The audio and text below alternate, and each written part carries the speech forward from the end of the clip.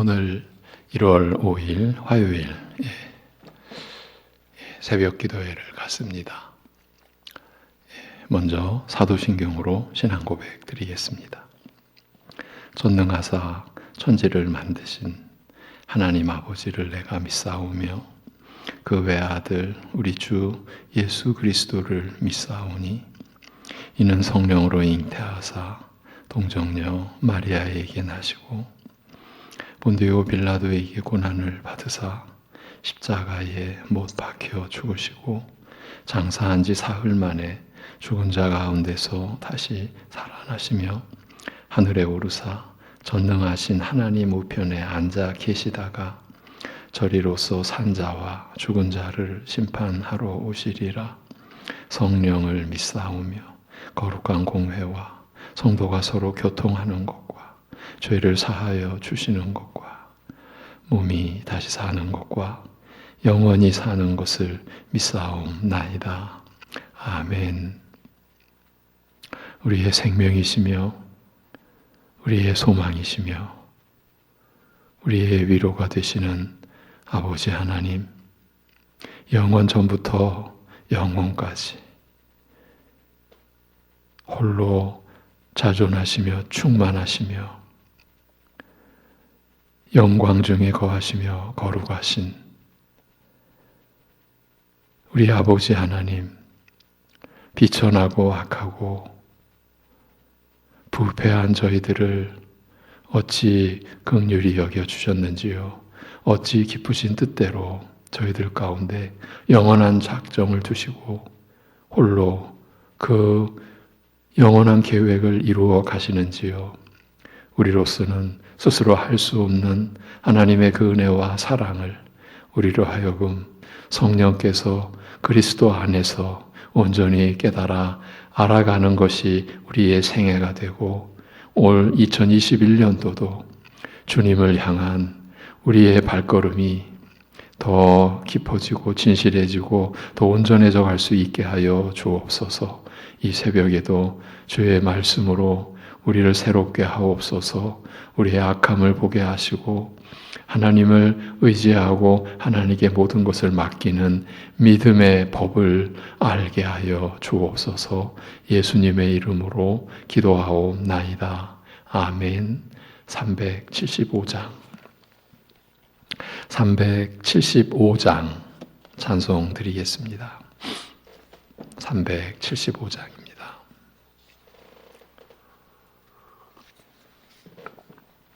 나는 갈 길 모르니 주여 인도하소서.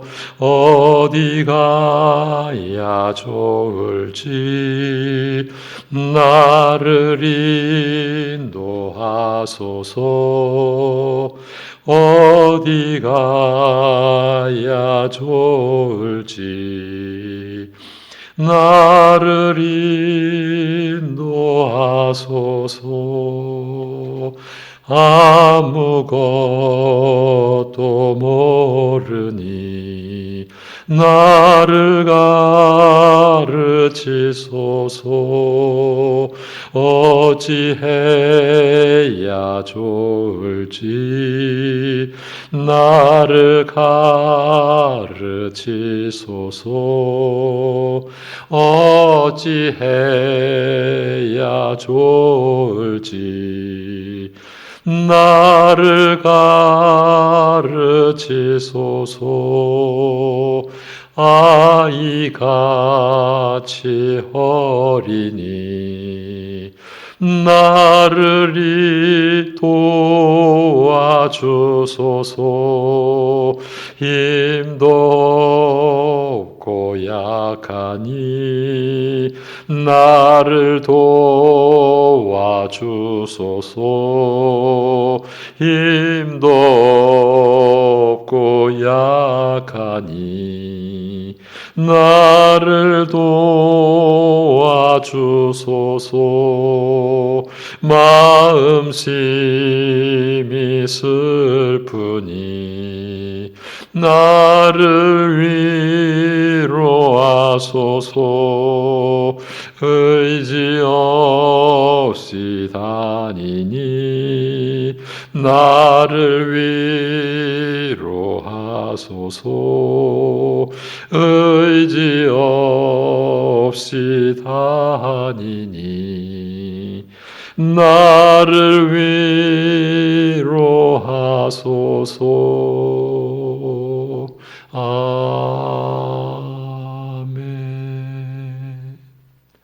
오늘 말씀은 시편 37편입니다. 시편 37편 1절에서 9절까지 보시겠습니다. 시편 37편 1절에서 9절입니다.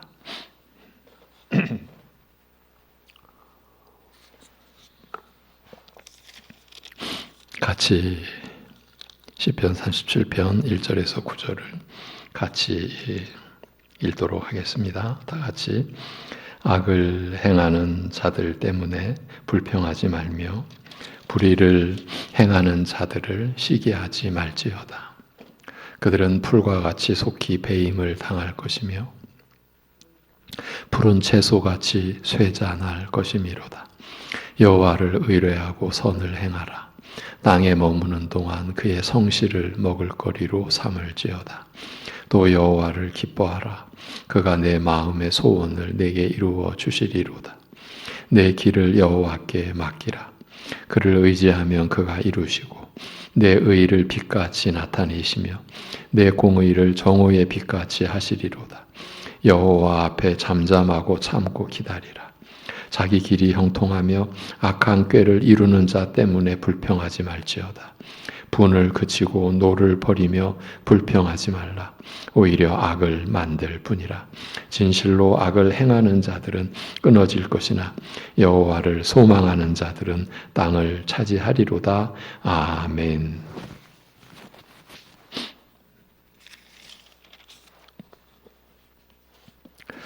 어제는 지켜주심과 약속이라는 두 글자를, 오늘은 맡겨드림과 신뢰라는 두 글자를 제시해 드립니다. 보신 바대로 시편 37편이 이렇게 행악자들에 대한 의인의 자세에 대해 성경에서 의인이라 하는 구절이 나오면 하나님께 의롭다함을 받는 사람, 우리는 이렇게 이제 받는 거죠. 이렇게 행악자들에 대한 의인의 자세에 대해 얘기하고 있는 것은 시편의 흐름상 자연스러운 것이라 할 수 있습니다. 앞에 34편에서 공고한 처지에 있던 사람들이 말씀을 듣고 순종함으로 말미암아 하나님을 경외하는 자들이 되고 하나님의 특별한 관심의 대상이 되나 이 땅에서 많은 고난을 받을 것이라고 했습니다. 그런 다음 35편에서는 악인들에게 고난받는 의인들에 대한 메시아의 열심이 얼마나 크고 깊은가를 얘기합니다. 끝내는 메시아의 강구대로 악인들이 처리되고 하나님의 나라가 평안한 가운데 이루어질 것이라고 했습니다. 그리고 이어지는 36편에서는 그럼에도 불구하고 악인들이 세상에서 기승을 부리고 있는 이유에 대하여 이제 말씀합니다. 그런 자들을 하나님이 무한하신 인내와 깊으신 섭리로 다스리고 있는 중이기 때문이라고 하면서 저들 중에서 회개할 자들을 기다리신다고 했습니다. 그러나 36편의 마지막에서는 끝까지 회개하지 않는 자들은 영원한 심판에 처해지게 하시리라고 함으로써 악인과 의인의 엇갈린 최종적 운명을 얘기했습니다. 지금은 악인이 득세하는 것처럼 보여도 그들은 이미 심판받기로 결정되었다는 것입니다. 회개하지 않으면 반드시 죄인은 형벌로 끝나게 될 것입니다. 반면에 의인은 이 땅에서 고난을 받아도 그를 향한 하나님의 인자, 하나님의 인자하심은 끊이지 않고 임하게 될 것입니다. 그것이 메시아의 소원, 메시아의 소망사항이라는 것을 밝혀주었습니다. 이런 흐름 속에서 시편 37편은 의인의 고난에 대한 결말이, 의인의 고난에 대한 결말이 어떻게 확정되었는지를 알았으니 그 결말을 아는 자로서 어떻게 해야 할 것인지를 구체적으로 말씀하시는 것입니다.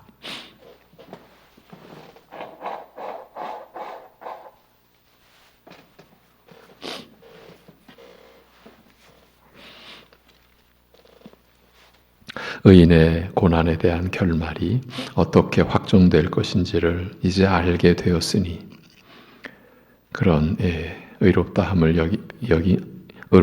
받은 자가 어떻게 해야 할 것인지 이 점을 말씀해 주시는 내용이 시편 37편입니다. 그 결말을 아는 자로서 고난받는 의인이 악인들이 득세하고 있는 이 세상에서 어떻게 행해야 하는지, 어떻게 생각해야 하는지에 대해 알려주시는 것입니다. 먼저 하지 말아야 할 것에 대해 말씀하십니다. 불평과 투기를 버리라고 합니다. 여기에는 악인들이 악을 행하면서도 형통하다는 사실이 전제되어 있습니다. 악을 행하는데 보기에는 형통한 겁니다. 그럴 때 사람의 마음은 누구에게나 불평이 일어날 수 있습니다. 불평이란 말은 속에서 불이 나는 것처럼 조바심이 나고 분노가 일어나는 것을 뜻합니다. 조바심으로 자기 속을 태우는 것입니다. 그렇게 하지 말라고 말씀하십니다. 그리고 시기하지도 말라고 합니다. 이는 조바심으로 인한 분노의 원인이 투기, 강한 시샘이라는 겁니다. 쟤들은 악하게 사는데도 왜 잘 되고 평안하냐는 것이죠. 하나님을 믿지 않거나 또는 하나님의 말씀을 따르려 하지도 않으며 세상과 적당히 타협해 가면서 신앙의 생색만 내는 사람들이 더 잘 되는 경향이 많습니다. 그러면 말씀을 철저히 순종함으로 하나님을 경외하며 살아가는 자들의 마음에 투기가 일어납니다. 그 투기가 숙성한 것이 조바심에 불타는 마음입니다. 그렇게 하지 말라라는 겁니다.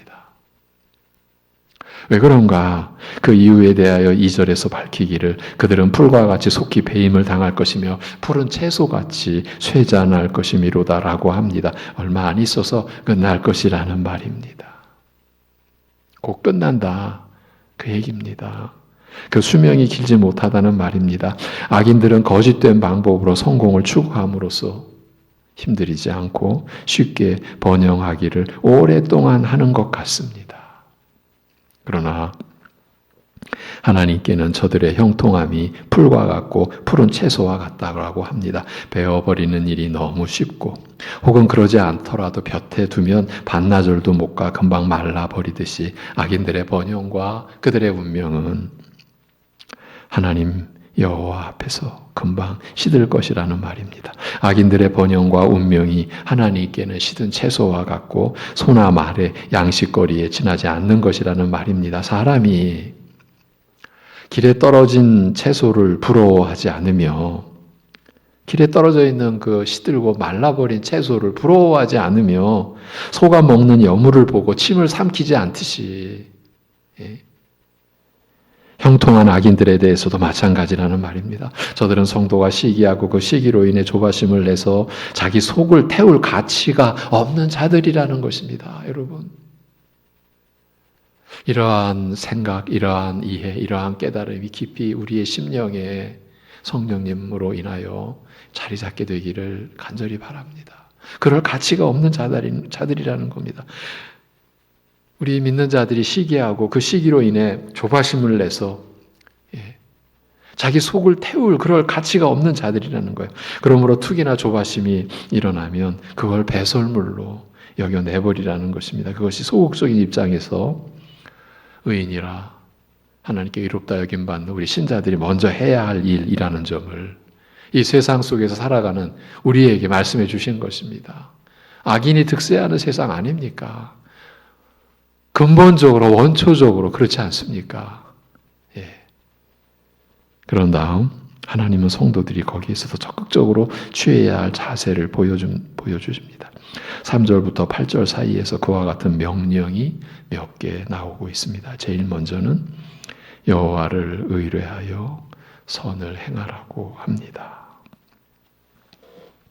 여기엔 사람들이 투기하고 조바심 내는 이유가 주께 맡기지 않았기 때문이라는 의미가 암시되어 있죠. 전제되어 있는 거죠. 예. 하나님께서 처리하실 능력이 있고 그렇게 하실 것임을 믿기 어렵기 때문에, 그게 안 믿어지기 때문에 사람들이 다 의분을 내며 나서게 되는 것입니다. 주님을 신뢰하라는 말씀은 인간의 힘으로 해결할 수 없는 일을 주님의 손에 맡기라는 뜻입니다. 그래서 오늘 여러분에게 제시해드린 단어가 맡겨드림입니다. 세상이 불공정하게 돌아감으로써 생기는 투기와 분노를 그치라. 그 문제는 주님께 맡기고 너는 내 할 일을 하라. 그 얘기입니다. 그 할 일이 무엇인가? 선행이라고 합니다.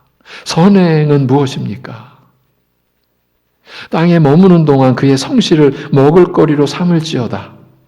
개역 성경은 땅에 거하여 그의 성실로 식물을 삼을지어다 라고 했지요. 여기서 땅은 약속의 땅을 의미하는 것으로서 하나님 나라를 상징합니다. 오늘날로 말하자면 모든 믿는 자들이 상속받아 누리게 된 신자된 그 신분, 그것을 가리킵니다.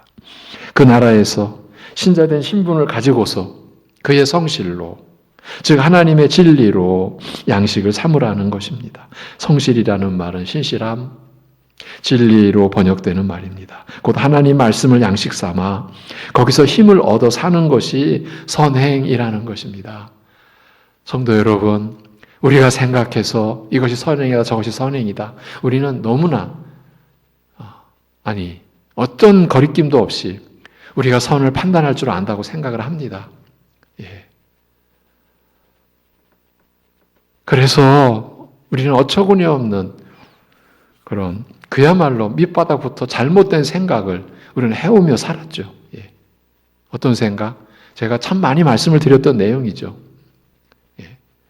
교회 나오는 누구는 저렇게 악하게 사는데 교회 안 나오는 저 누구는 저렇게 어떻게 선하게 살 수 있냐? 이게 왜 이렇게 뒤죽박죽이냐? 우리는 이런 생각을 합니다. 그 생각 속에는 뭐가 있습니까? 우리가 선을 판단한 겁니다. 우리가 기준인 겁니다. 선행, 내가 생각하게 해서 선행. 그렇습니까? 우리는 방향을 달리해야 됩니다. 하나님의 말씀을 양식 삼아 거기서 힘을 얻고 거기서 우리가 가야 할 길, 나는 모릅니다 주여 가르쳐 주옵소서. 오늘 우리가 375장 찬양한 대로 나는 어린아이오니 아무것도 모르오니 가르쳐 주시옵소서. 여러분, 이것이 믿음의 근본 자세 아닙니까? 우리는 그렇게 믿는다고 말해놓고도 우리의 행실은 내가 선을 판단하고 내가 선행이 뭔지를 내가 규정하고,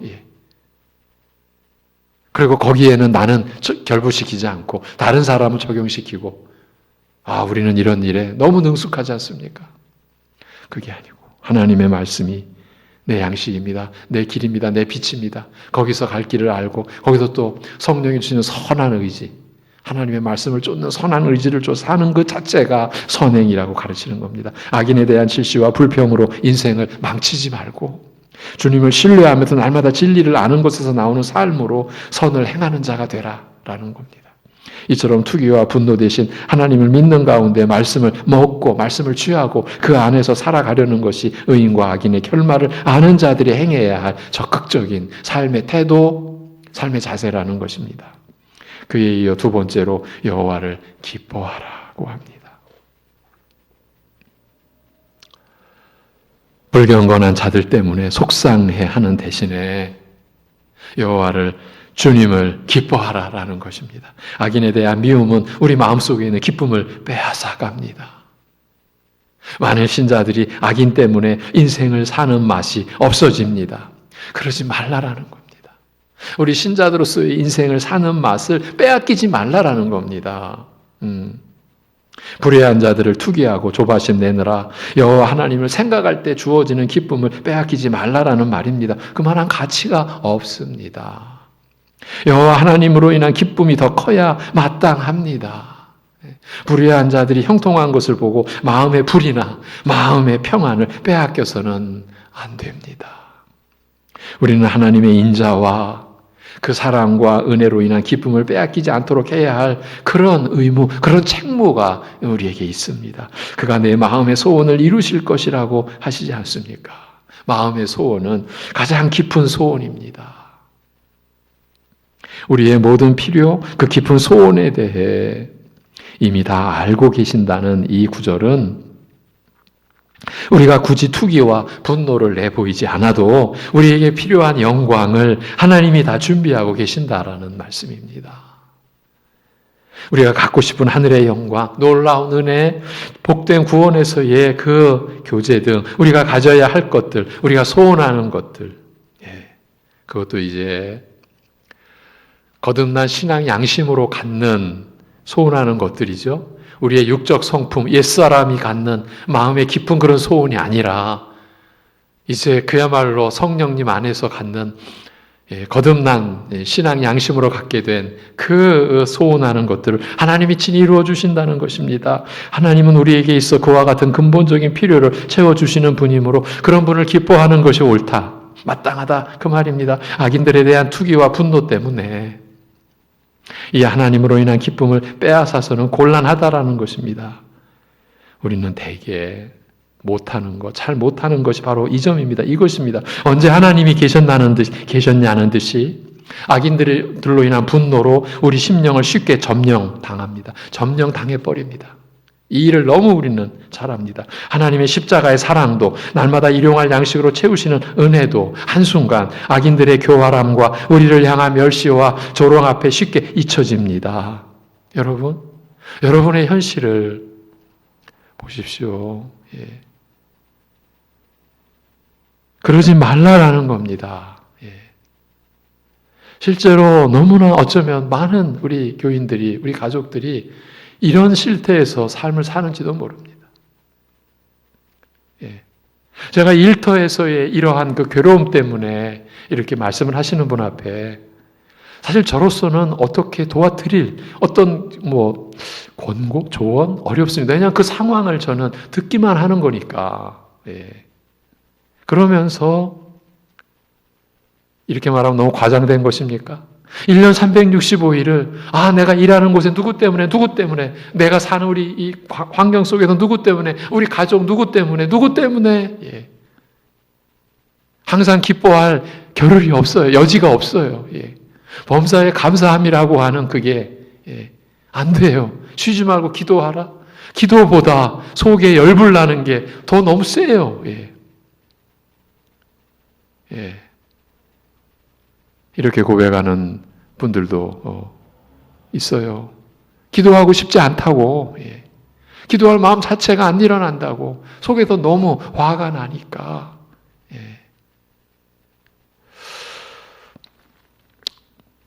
말씀을 듣다가 그럴 가치가 없습니다라는 이야기를 힘겹게 해드립니다. 그런데 거의 들려지지 않는 느낌을 받습니다. 못 들으시는 거죠. 속에 너무 그 열이, 그 분노가 가득 차 있으니까.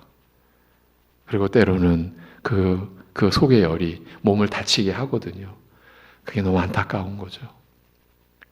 물론 제 자신도 그런 경험이 없다라는 건 아닙니다. 느끼고 알고 있는 거죠. 그러지 말라라는 겁니다. 악인과 의인의 결말을 들은 자들, 그것을 아는 자들은 그럴 필요 없다라는 것입니다. 그러니까 결국은 말씀의 충만함으로 들어오지 않으면 우리는 이런 삶을 극복해낼 수가 없습니다.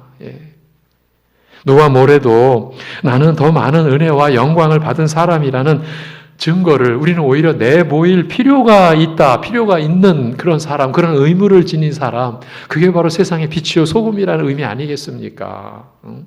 아니 그런 상황에서 어떻게 웃음이 나옵니까? 조롱하는 웃음이 아니라 진정한 어떻게 그런 기쁨의 모습이 비춰집니까? 그게 여러분 이 세상의 빛이 되는 것 아닙니까? 소금 아닙니까? 악행하는 자들 때문에 고통당하고 계신다면 이 사실을 나타내 보일 절호의 기회인 줄 아시고 시행해 보시기를 바랍니다. 2021년도가 그런 의미에서 새로운 해, 새해가 되기를 바랍니다.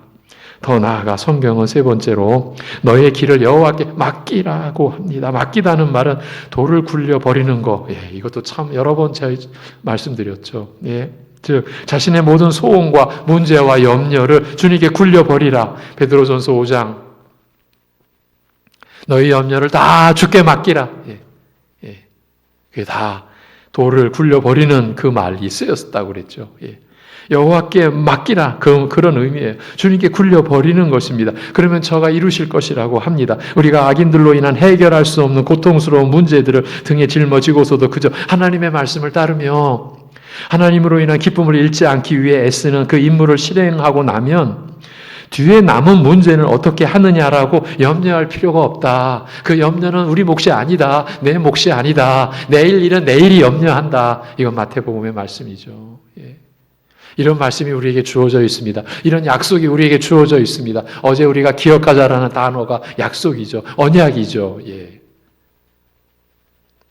자기 할 일을 다 하고 나면 그런 문제는 굳이 우리가 손을 대지 않아도 하나님께서 적절히 처리해 주신다는 것입니다. 우리가 직접 처리하지 않아도 되어야 할 일들은 하나님에 의해 이루어진다는 것입니다. 이건 마치 농부가 자기 땅을 갈고 씨를 뿌리고 잡초를 뽑고 약을 치는 수고를 한 다음에 하늘에 맡기는 것과 같습니다. 정작 벼가 자라는 것은 해와 비가 적절히 내리는 것입니다. 그건 사람이 어떻게 해볼 도리가 없습니다. 그래서 농부는 자기가 해야 할 일을 성실히 해놓은 다음에는 하늘에 맡기는 것입니다.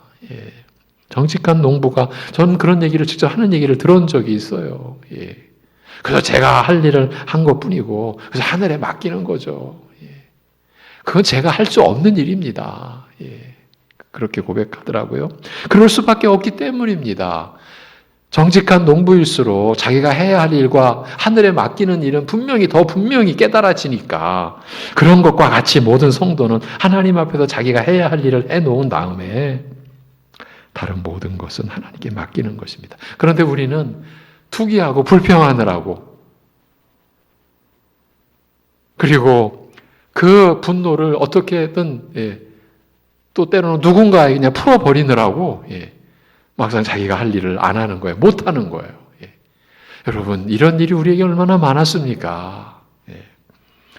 오직 진리를 따르고 여호와 하나님으로 인한 기쁨을 빼앗기지 않으려는 노력을 한 다음에 다른 모든 것은 하나님께 맡기는 것입니다. 하나님만 의지하는 것입니다. 그러면 하나님이 이루시고 내 의의를 빛같이 나타내시며 내 공의를 정오의 빛같이 하시리로다라고 하십니다. 성도가 이 세상에서 억울한 일을 당하더라도 하나님은 그것을 그대로 버려두지 않으시고 그의 의의를 하늘에서 빛나게 하시겠다라는 것입니다. 의인의 의의는 태양처럼 떠오를 것입니다. 지금은 그의 의의가 어둠 속에 감추어져 있을지 모르나 태양이 밤의 어둠을 깨뜨리고 나오는 것처럼 곧 솟아오를 것이며 머지않아 정오의 태양처럼 명료해질 것입니다. 한낮의 햇살은 햇빛 중에서 가장 강렬하며 환하고 뜨겁습니다. 의인으로 하나님의 사랑받는 자로 우뚝 세우시겠다라는 것입니다. 온 세상 앞에 특히 푸른 채소나 풀같이 속히 시들 악인들에 비해서 영원히 빛날 생명의 사람으로 만드시겠다는 것입니다. 이런 일을 기대하고 성도는 자기의 모든 짐을 여호와께 굴려 넘기는 일이 필요하다라는 것입니다. 여러분, 우리가 악인들로 인하여 괴로움을 당할 때 그때 그리스도의 그 십자가에 못 박히신 그 복음을 우리는 계속 묵상해야 합니다. 그리고 7절 이후에도 보면 여러 가지 해야 할 일들이 나옵니다. 여호와 앞에 잠잠하고 참고 기다리라. 자기 길이 형통하며 악한 꾀를 이루는 자 때문에 불평하지 말라고 합니다. 주 앞에서 잠잠하라는 것은 주님의 임재 앞에서 악인의 형통함에 계속 불평하지 말고 침묵하고 조용히 있으라. 그런 뜻을 의미하는 거예요. 조용하라. 그러나 이 침묵은요, 여러분, 이 부분이 중요합니다. 우리 신자들의 침묵은 단지 말이 없는 것이 아니라 쉼, 안식을 포함합니다. 믿음으로 마음의 평안함을 지키는 것입니다. 이 쉼과 고요함이 참고 기다림과 조화를 이룹니다. 그저 기다리는 것은 우리에게 쉼을 주지 않습니다. 오히려 조바심이 더 날 수 있습니다. 그러나 시편에서는 이 기다림과 쉼이 자주 함께 나타납니다. 시편 131편에서도요. 시편 62편에서도요. 대표적인 구절만 이렇게 말씀드린 겁니다. 시편 131편 2절, 시편 62편 1절, 5절.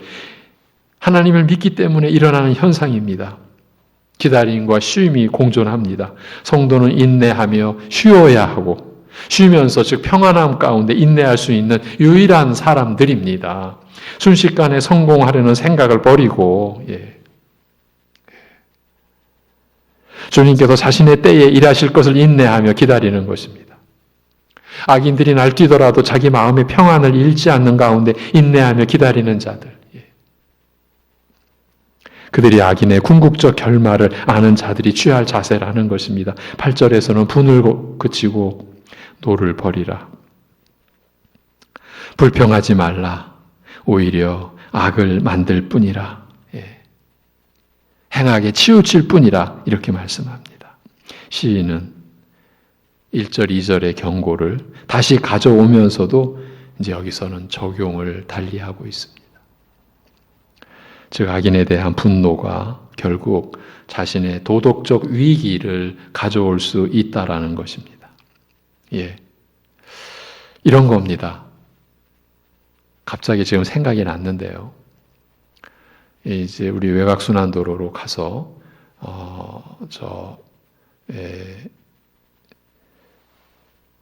서해안 고속도로입니까?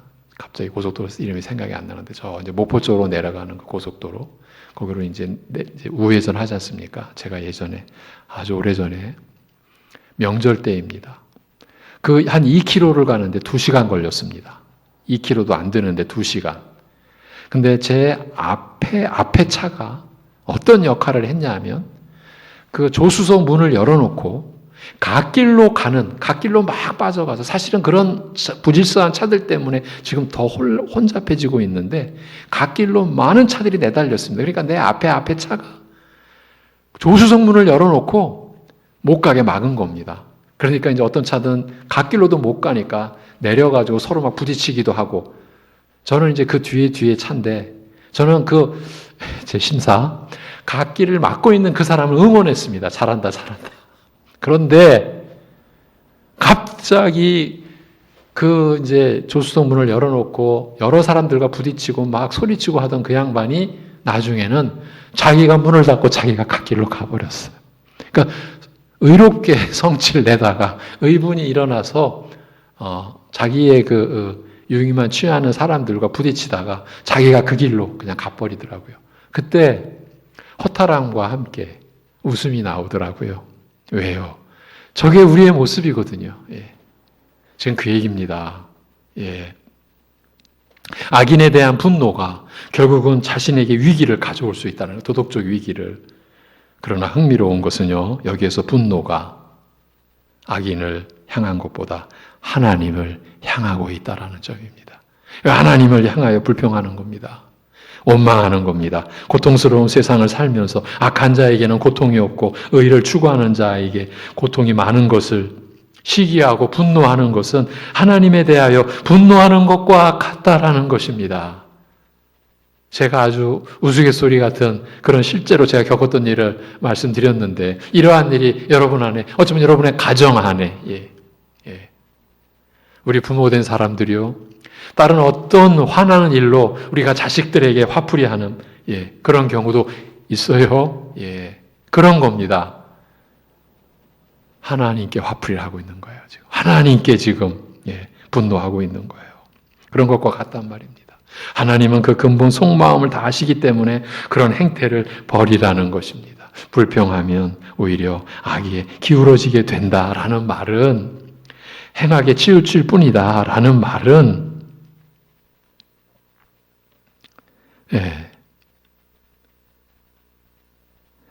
악인의 형통에 대해 분노하고 불평하는 것은 그야말로 어리석은 일이며 쓸모없으며 나아가 위험한 일이라. 그 말씀을 우리에게 주고 계시는 거예요. 그게 단순하게 그러지 말라는 차원이 아니에요. 정말 그 위험하다. 이 길을 따르면 그렇게 불평하며 오히려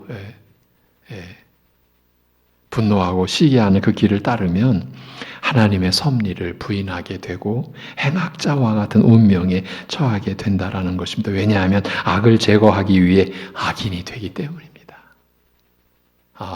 참 겉으로 보기에는 의로운 분노를 가지고 있는 것 같지만 결국 그는 악인과 똑같은 태도를 취하게 되어 그도 하나님을 대적하고 불순종하게 된다는 말입니다.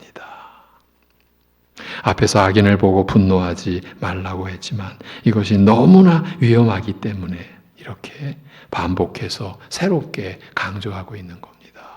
그 분노가 하나님에게까지 미치게 된다. 그리고 그 본인이 악인의 행세를 하게 된다.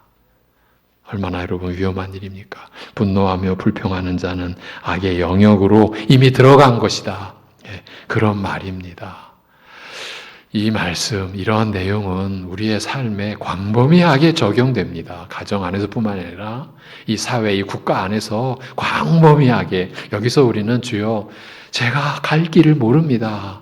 제가 어디로 가야 되니까 어떻게 해야 됩니까? 그래서 더 끊임없이 하나님 앞에 구하고 지혜를 그리스도 안에 있는 모든 지혜와 지식의 보화가 충만하다라고 그 지혜를 우리가 구하고 또 구해야 되는 거예요. 내가 마치 안다고 내가 처리해야 된다라고 그렇습니까? 여러분 또 이렇게 나가는 입장에서는요 많은 명분과 그렇게 그럴싸하게 들리는 수많은 논리를 또 제시를 하잖아요. 그걸로 인하여 여러분 교회가 얼마나 약해지는지 우리 우리 안에 들려지는 얘기가 있지 않습니까? 부끄러운 얘기입니다. 믿음보다 우리나라 교회 안에서는 정치 색깔이 믿음보다 강하다. 이게 뭔 말입니까? 근데 이게 현실입니다. 교회 안에서는 정치 얘기하면 안 돼. 정치의 그 견해가 다르면 형제고 자매도 없어. 이게 지금 우리의 실정입니다. 여러분 이게 뭡니까? 우리는 이런 상태에서도 입을 닫고 있습니다. 이렇게 광범위하게 그리고 우리의 삶에 직접적으로 지금 이 자체가 하나님의 섭리에 대한 부정입니다. 부인입니다. 우리가 이 세상에 뭘 걸고 있습니까? 하나님이 이 세상을 사랑하신 것은 이 세상에 소망이 있기 때문이 아닙니다. 그 안에서 회개할 자를 찾으시는 거고 영생 얻기로 작정된 자를 찾아가시는 거지 않습니까? 우리의 삶도 그렇지 않습니까? 이 세상 속에서 우리가 생명을 얻습니까? 위로를 얻습니까? 소망을 얻습니까? 하나님이 세상을 사랑하시듯 우리도 세상을 품고 섬기고 하나님이 우리로 하면 빛이라 하셨으니 그 빛의 책무를 우리는 주님의 인자하심을 닮아가면서 우리가 품는 거죠. 우리는 의의 길을, 생명의 길을 가는 사람으로서 물에 빠져 죽는 사람을 우리가 그냥 무시하고 갈 수 없는 우리의 입장이라는 거 아니겠습니까?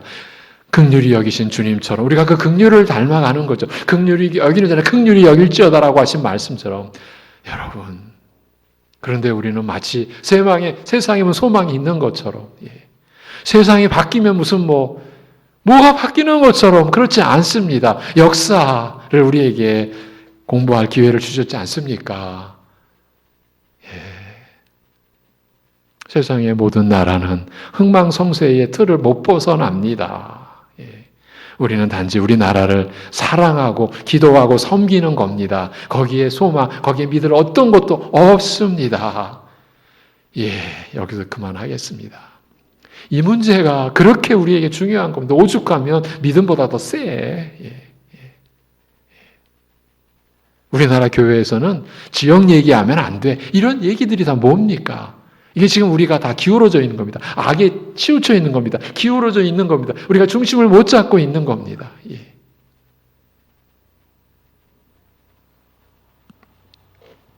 다시 한번 말씀드립니다. 분노하며 불평하는 자는 악의 영역으로 이미 들어간 것이라는 말입니다. 이런 식의 지침으로 고난받는 의인들이 이 악한 세상에서 살아야 할 방식을 가르치고 있습니다. 9절은 오늘 본문 끝절이죠. 그것을 왜 해야 하느냐? 우리가 왜 이렇게 살아야 하느냐를 최종적으로 알려주는 말씀입니다. 진실로 악을 행하는 자들은 끊어질 것이나 여호와를 소망하는 자들, 여호와를 기대하는 자들, 지난 개혁판에서는 기대한다라고 했어요. 땅을 차지하리로다. 땅은 약속받은 가나안 땅, 곧 하나님 나라요. 구원 얻은 자들만 들어가 거하는 곳이라고 했습니다. 즉 신자된 신분을 가리킵니다. 그 나라에 들어가 살 자들은 이런 지침을 따라 삶으로 여호와 하나님을 믿는 것과 의뢰하는 것, 기대하는 것을 나타내게 되어 있다라는 것입니다. 그 나라의 백성들만 이런 말씀대로 살 수 있다는 의미가 암시되어 있습니다. 그렇지 않겠습니까? 반면에 이 땅에서 끊어질 자들, 즉 구원의 반열에 들지 못하고 하나님 나라를 상속받지 못할 자들은 결코 이런 가르침대로 하지 못한다는 것입니다. 하지 않을 것이고 또 그것을 불필요한 것으로 여기고 무시하며 자기의 본성이 시키는 대로 이 세상의 영광만, 다 불타 없어질 것들인데 이 세상의 영광만 추구하며 살다가 망하게 될 것이라는 말입니다. 우리는 구원 얻은 자들로서 그리고 아브라함과 함께 그의 영광의 나라의 믿음으로 이미 들어온 자들로서 이 가르침을 깊이 생각하고 따라야 하겠습니다. 우리의 믿음을 뒤흔드는 곤란한 일을 당할 때나 여러분의 믿음을 뒤흔드는 곤란한 일을 당하실 때나 크고 어려운 일을 당했어도 하소연 하나 할 데 없어 속으로 울면서 아무도 도울 리 없는 정막 강산 같은 그런 삶을 살아야 할 때나 우리가 그런 걸 느낄 때가 있잖아요. 정막 강산에 갇혀 있구나. 그런 걸 느낄 때나 그런 일을 당할 때나 이 어지러운 세상과 일부 교회와 교인들의 부정함과 그들의 기이한 형통함을 보면서도 도리어 저들로부터 멸시와 조롱을 받아야 할 때에도 이 말씀을 잘 따라야 하겠습니다.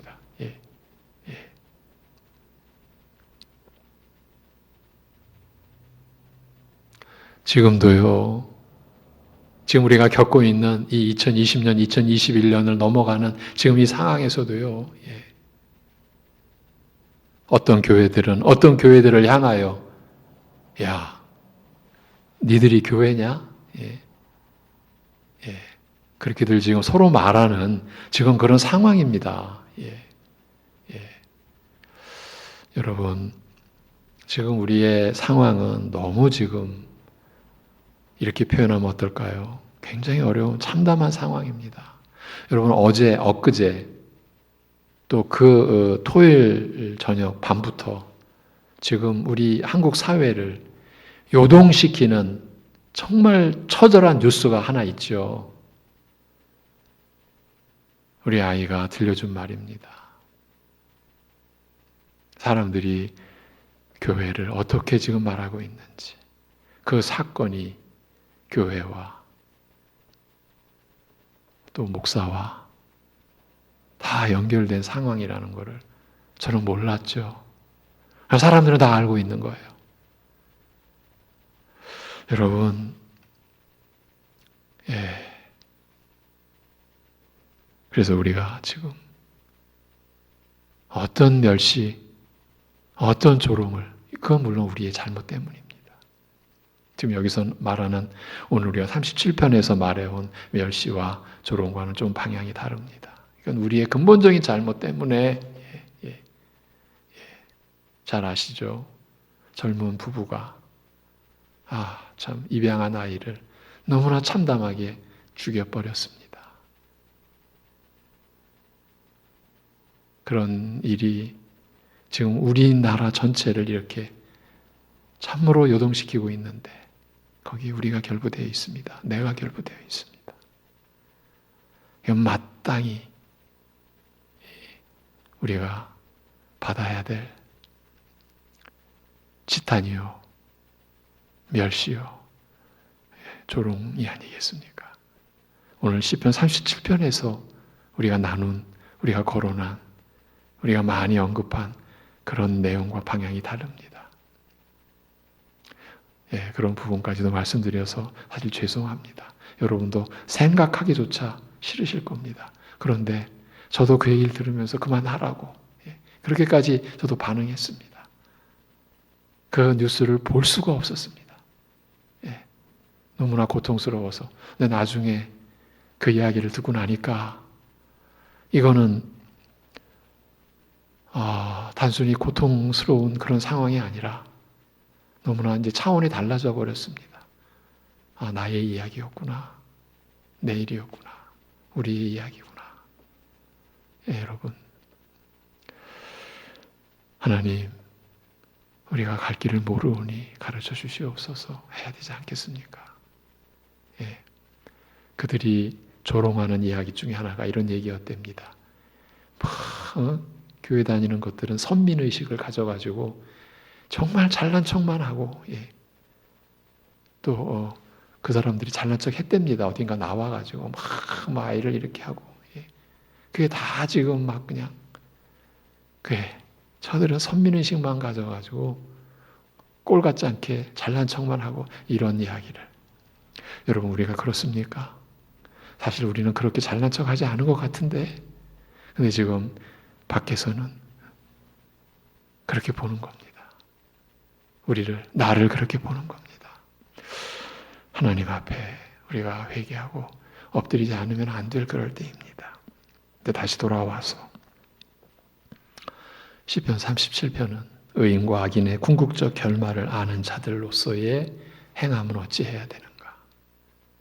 그래서 우리가 우리의 믿음을 뒤흔드는 곤란한 일을 당할 때나 크고 어려운 일을 당했어도 하소연 하나 할 데 없어 속으로 울면서 아무도 도울 리 없는 적막 강산 같은 삶을 살아야 할 때나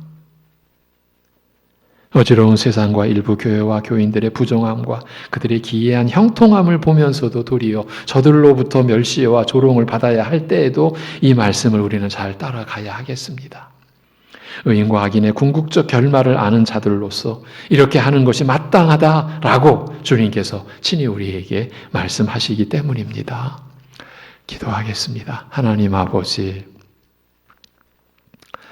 참으로 하나님께 우리의 모든 것을 맡기는 그 삶이 얼마나 축복되고 얼마나 놀라운 삶이라는 것을 익히 깨달아, 그리고 그것이 우리에게 그대로 시행되는 삶이 되게, 2021년도가 이 면에서 우리가 이제 실패하거나 실족하지 않고 이 면에서 우리가 더 열심히 연습하고 더 열심히 훈련하고, 그래서 모든 일에 주님께 맡김으로 인하여서 우리가 주님을 오직 신뢰하고 어떤 상황에서 주님만을 의뢰하고 사는 그것을 이 세상에 나타내 보여주고, 거기에서 하나님께서 우리에게 주시는 그 신령한 기쁨, 신령한 자유, 그것을 누리는 삶을 통해서 우리가 이 세상에 어지럽게 어둠 속에 사망의 지배 속에 살아가는 사람들에게 생명의 길이 있다고, 그것을 잘난 척하며 교만하게가 아니라 진실로 저들을 위하는 마음으로, 저들을 향한 따뜻한 마음을 가진 그 실체로 저들에게 위로가 되고 저들에게 소망의 빛을 비추어 줄 수 있는, 그것이 결코 자랑으로서나 잘난 척이 아니라 정말 저들을 불쌍히 여기는, 저들을 긍휼히 여기는, 우리가 있는 자로서 없는 자를 내리보는 그런 불쌍히 여김이 아니라 오히려 저들 밑에 들어가 오히려 저들을 섬기는 자세에서 저들에게 생명의 길이 있다고, 우리 하나님이 계시다고, 우리 같은 거를 위해 죄가 되어주신 예수님이 계시다고, 그분이 우리 위해 죽어주셨다고, 이것을 우리가 나타낼 수 있는 그런 삶, 그러기 위해서 우리가 악인들에 대하여 불평하지 말고 시기하지 말고 오히려 또 의분을 나타내서 우리가 악인과 같은 똑같은 삶의 방식으로 살지 않도록 주여 우리를 지켜주시고 우리의 삶의 지혜를 우리에게 나타내주시고 가르쳐 주시옵소서. 그리하여 참으로 우리의 생각 근본 자체가 그런 면에서 이 세상에 어떠한 소망을 둔 것이 아니라 오히려 이 세상에 우리가 하나님이 우리에게 비춰주신 생명의 빛을 지닌 자로서, 생명의 말씀을 이제 받은 자로서, 화목해하는 직분과 화목해하는 말씀을 맡은 자로서 하나님과 화목해 하려는 저들을 그렇게 하려는 그러한 중심 가지고서 때로는 손해도 보고 때로는 멸시도 당하고 때로는 조롱도 당해도 저들에게 어찌하든지 이 기쁨의 복음, 생명의 복음, 진정한 영생의 복음을 함께하고자 나누고자 하는 그러한 우리의 중심이 우리의 삶을 나타내는 그래서 하나님의 말씀으로 살아가는 바로 선한 일을 행하는 우리 성도들의 한 해가 되도록 하나님 축복하시고 인도하여 주시옵소서. 이미 하나님의 자녀된 신분, 의롭다 여김받은 하나님 나라가 된 그러한 신분으로 살아가는 우리 사랑하는 성도들이 이 세상의 것을 더 못 가져서 안다라는 어리석음에 빠지지 않게 하여 주옵시고, 모든 걸 다 가진 자의 없는 것 같으나 모든 것이 있는 자로서의 그러한 하나님의 그 말씀, 하나님의 생명, 하나님의 자녀라는 그 영원한 기업을 상속받을 자, 하나님 나라의 상속자로서의 그 품위를 우리가 이 세상에 나타내고 그 품격을 드러내고 그것이 우리 성도들의 말로 나타나고 그 속에 일반 사람들과 다른 말에 그러한 내용이 그리고 그러한 향기가 풍겨날 수 있는 삶을 우리가 소망하고 살아갈 수 있게 하여 주옵소서. 불평과 원망의 자리에서 감사와 기쁨의 자리로 우리가 옮겨진 하나님의 아들의 사랑에 다스리는 나라로 이미 우리가 옮겨진 그 실체를 나타내 보여줄 수 있는 책임이 있다고, 그 책임을 우리가 짊어지고 기쁘게 감사함으로 살아갈 수 있는 우리들 되게 인도하여 주시옵소서. 하나님 아버지, 이러한 말씀을 우리가 양식 삼고 살아갈 수 있게 하여 주시옵소서. 우리 사랑하는 성도들이 그래서 하나님을 기뻐하는, 우리 주님을 기뻐하는, 주님을 의뢰함으로, 주님께 모든 걸 맡김으로 주님을 기뻐하는 삶이 매일매일 더 풍성해지고 더 깊어질 수 있게 하여 주시옵소서. 그래서 우리가 진정 새로운 사람이 되었구나, 내가 새 생명으로 사는구나 라고 하는 것이 내 안에서도 우러남으로 인하여 그것이 우리를 자랑으로, 교만함으로 우리를 세우는 게 아니라, 목이 곧게 만드는 게 아니라 겸손해지고 낮아지고, 그 낮아짐이 너무 기쁘고 그것이 우리에게 감사가 되는 우리들 되게 주여 우리를 새롭게 빚어주시옵소서. 모든 것 주님께 의탁하오며 우리 주 예수 그리스도의 이름으로 기도하옵나이다. 아멘. 하늘에 계신 우리 아버지여, 이름이 거룩히 여김을 받으시오며 나라에 임하옵시며 뜻이 하늘에서 이루어진 것 같이 땅에서도 이루어지이다. 오늘날 우리에게 일용할 양식을 주옵시고 우리가 우리에게 죄 지은 자를 사하여 준 것 같이 우리의 죄를 사하여 주옵시고 우리를 시험에 들게 하지 마옵시고 다만 악에서 구하옵소서. 대개 나라와 권세와 영광이 아버지께 영원히 있사옵나이다. 아멘.